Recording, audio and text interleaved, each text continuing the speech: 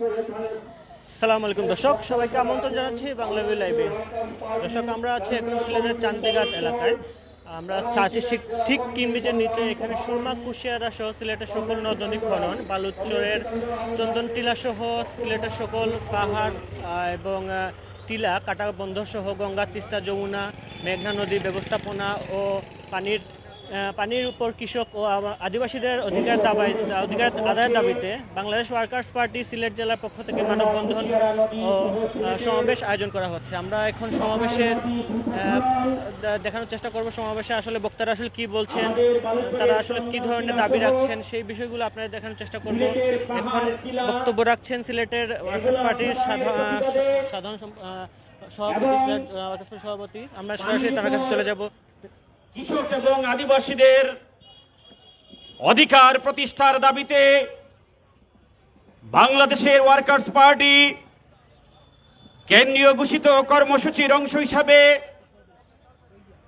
সিলেট জেলা কমিটির উদ্যোগে ঐতিহাসিক গ্রিন ব্রিজের নিচে চাঁদনী গেটের পারে সিলেট জেলা বাংলাদেশের ওয়ার্কার্স পার্টির উদ্যোগে আজকের এই বিক্ষোভ সমাবেশ এবং মানববন্ধনে বাংলাদেশের ওয়ার্কার্স পার্টির বিভিন্ন স্তরের নেতৃবৃন্দ, বাংলাদেশ ছাত্র মৈত্রী, যুব মৈত্রী, নারী মুক্তি সংসদ, জাতীয় শ্রমিক ফেডারেশনের নেতৃবৃন্দ, বিভিন্ন স্তরের বিভিন্ন অঞ্চল থেকে আগত নেতৃবৃন্দ এবং সাংবাদিক বন্ধুরা ও সংগ্রামী সিলেটবাসী, আপনারা ইতিমধ্যে জানেছেন গত 17ই মে বাংলাদেশের ওয়ার্কার্স পার্টির 50 বছর পূর্তি হয়েছে।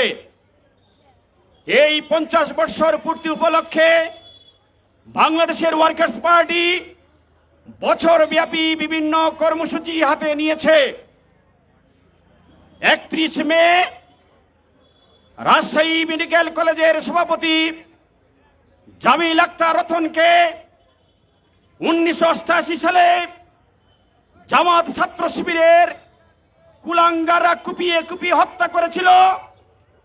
সেই জামিল আক্তার রতনের প্রাণ দিবসে বাংলাদেশের জামাত ইসলামের উত্থান, রাষ্ট্র ধর্ম সাম্প্রদায়িক পরিস্থিতি নিয়ে ওয়ার্কার্স পার্টি সারা দেশব্যাপী গোলটেবিল বৈঠক, আলোচনা সভা, সেমিনার করেছে এবং আজকে বিশ্ব পরিবেশ দিবস উপলক্ষে ওয়ার্কার্স পার্টি আমার গঙ্গা, তিস্তা, যমুনা, মেঘনা সহ আজকে বিভিন্ন পানিতে কৃষক এবং আদিবাসীদের অধিকার শীর্ষক আলোচনা সভা, সেমিনার সহ বিভিন্ন জেলায় বিভিন্ন কেন্দ্রীয়ভাবে এইসব কর্মসূচি পালিত হচ্ছে।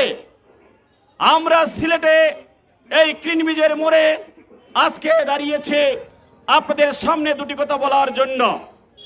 সংগ্রামী বন্ধুগণ, সাম্প্রতিককালে আপনারা দেখেছেন সিলেটে ভয়াবহ একটি বন্যা হয়ে গিয়েছে। স্মরণকালের ইতিহাসে 2004 সালের বন্যাকেও এই বন্যা হার মানিয়েছে। এই বন্যায় সিলেটের 11টি ওয়ার্ড সিলেট শহরের পানির নিচে তলিয়ে গিয়েছে। বিভিন্ন অঞ্চলে নৌকা চলেছে। মানুষের অসহনীয় পরিস্থিতি বিরাজ করেছিল। বন্ধুগণ, এই সময় কিন্তু বন্যার সময় নয়। এখন অন্তত খরা থাকার কথা, এখন রুদ্র থাকার কথা। কিন্তু আমরা জানি এই সুরমা, কুশিয়ারার উজানে বরাক নদীতে বাদ দিয়ে, ভারতের আসামে বাদ দিয়ে ভারত সরকার বিশ্ব পানি বন্টনের যে নীতি, সেই নীতিকে উপেক্ষা করে আজকে তার জলবিদ্যুৎ স্থাপন করছে।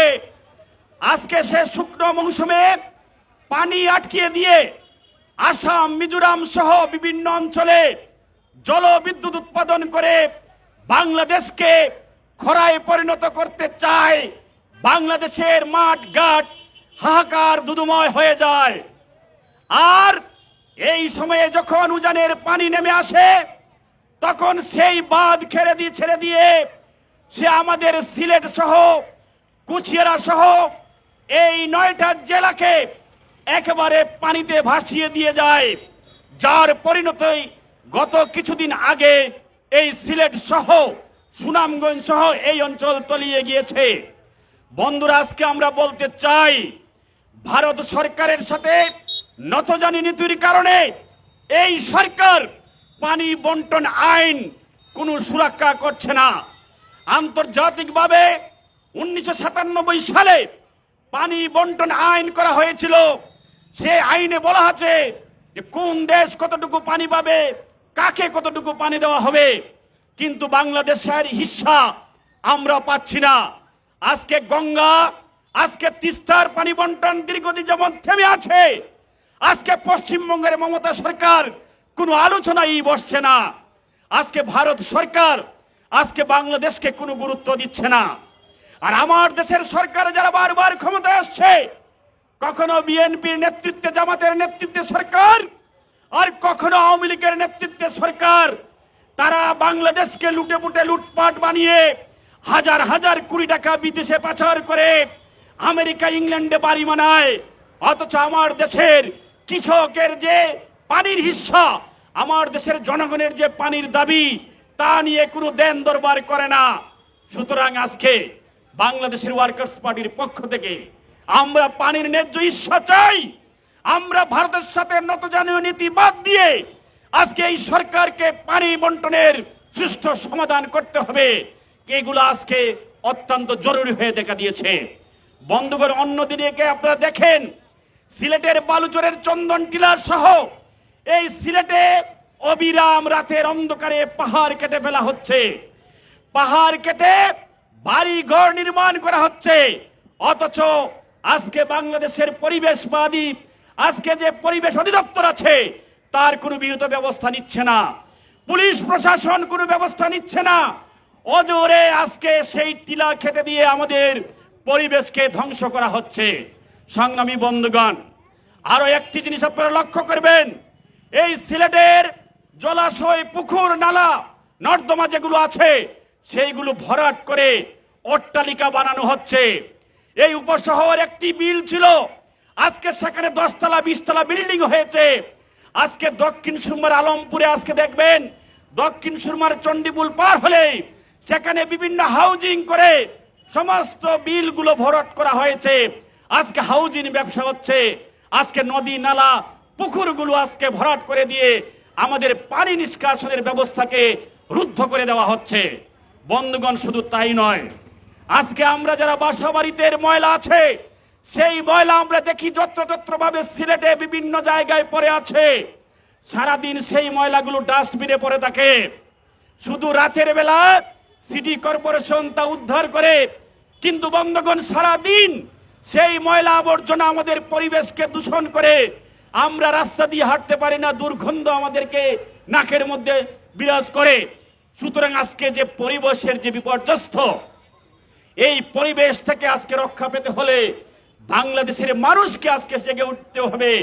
শুধু বাংলাদেশের ওয়ার্কার্স পার্টি নয়, বাংলাদেশের জনগণকে, বাংলাদেশের মানুষকে আজকে তার ন্যায্য ইচ্ছার জন্য, পরিবেশকে বাঁচানোর জন্য, আগামী দিনের প্রজন্মকে বাঁচানোর জন্য আজকে মানুষকে জেগে উঠতে হবে, লড়াই করতে হবে, আন্দোলন সংগ্রাম করে উঠতে হবে।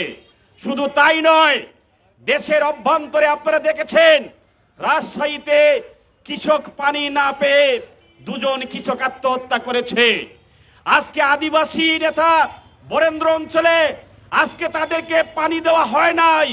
পানি দেশীয় একদল সামন্ত পানি চুষকরা আজকে তা নিয়ে আজকে সেখানে আদিবাসী নেতা পানির জন্য সে হাহাকার করে আত্মহত্যা করেছে। এই কিছুদিন আগে আপনারা দেখেছেন, রাজশাহী রংপুর অঞ্চলে 3 জন মানুষ পানির জন্য আত্মহত্যা করেছে, পানি না পাওয়ার জন্য তারা হাহাকার করেছে। শুধুমাত্র ভারত সরকার নয়, আমাদের দেশেও পানি নীতি 2013 সালে একটি পানি নীতি করা হয়েছিল এবং সেই 2018 সালে পানি আইন করা হয়েছে। সেই আইন অনুযায়ী আমাদের প্রত্যেক নাগরিক, প্রত্যেক কৃষককে সমপরিমাণ পানি বন্টন করার কথা থাকলেও আমরা রাজশাহী রংপুর অঞ্চলে আমরা দেখি যে সেখানের মানুষ পানি পায় না। আজকে শুকনো মৌসুমে হাহাকার করে মরুভূমির মতো আজকে হয়ে যায়, আর বর্ষার সময় সেই পানিতে নিমজ্জিত হয়ে মানুষ একটি অত্যন্ত অসহনীয় জীবন কাটায়। তাই বন্ধুগণ, আজকে শুধু বিদেশি নয়, দেশের মধ্যে যে আজকে কৃষকের যে পানির অধিকার, আজকে আদিবাসীদের যে পানির অধিকার, সেই অধিকার আজকে নিশ্চিত করতে হবে। বাংলাদেশের ওয়ার্কার্স পার্টির পক্ষ থেকে, সিলেট জেলা কমিটির পক্ষ থেকে আমরা সরকারের কাছে 5 দফা কর্মসূচি রাখতে চাই। সেই কর্মসূচি হচ্ছে যে সুরমা কুশিয়ারা সহ সিলেটের সমস্ত নদীগুলো অনতিবিলম্বে দ্রুত খনন করতে হবে। 2 হচ্ছে এই সিলেটে সুরমা কুশিয়ারা ছাড়াও আরো 30টি প্রায় খাল উপখাল আছে, ছড়া আছে, নুবাছড়া সহ, যেগুলা সরকারের লিস্টেড না, সেই 30টি নদীকে সরকারের তালিকায় অন্তর্ভুক্তি করে নদী শাসন আইনে নদীতে রূপান্তরিত করতে হবে এবং তার স্বীকৃতি দিতে হবে। আজকে 3 নম্বর হচ্ছে, আজকে সিলেটের যেসব জলাশয়, যেসব নদীর পার ভরাট করে বাড়িঘর তৈরি করে নদীকে আজকে আবর্জনা ফেলে দেওয়া হচ্ছে, তা অপসারণ করতে হবে। আজকে সিলেটের টিলা, চন্দন টিলা সহ যেসব টিলা ইতিমধ্যে কাটা শুরু হয়েছে, সেই সব টিলা কাটা বন্ধ করতে হবে। আজকে পরিবেশকে ধ্বংসের হাত থেকে বাঁচাতে হবে। আজকে আরেকটি দাবি হচ্ছে, এই সিলেটে বর্জ্য ব্যবস্থাপনাকে আরো সম্প্রসারণ করতে হবে। সারাদিন বর্জ্য পড়ে থাকবে, রাতের বেলা ফেলে দেওয়া হবে, তা হতে পারে না। অন্তত পক্ষে 3 ঘন্টা পর পর সেই বর্জ্য স্থানান্তর করে নির্দিষ্ট কোনো জায়গায় ফেলে দিতে হবে, যাতে আমরা দূষণ মুক্ত হতে পারি। এই সব দাবি বাংলাদেশের ওয়ার্কার্স পার্টি সিলেট জেলা কমিটির পক্ষ থেকে আজকে সরকারের কাছে জানাচ্ছে। এই দাবি জানিয়ে সংগ্রামী সিলেটবাসীকে আগামী দিনের আন্দোলন সংগ্রামে আরো বেশি সমবেত হওয়ার, তৈরি হওয়ার আহ্বান জানিয়ে আমি আমার বক্তব্য শেষ করছি এবং সাথে সাথে বাংলাদেশের ওয়ার্কার্স পার্টি সিলেট জেলা কমিটির আজকের এই কর্মসূচি এখানে সমাপ্তি ঘোষণা করছি। জয় হোক মেহনতি মানুষের, দুনিয়ার মজদুর এক হও, দুনিয়ার মজদুর এক হও।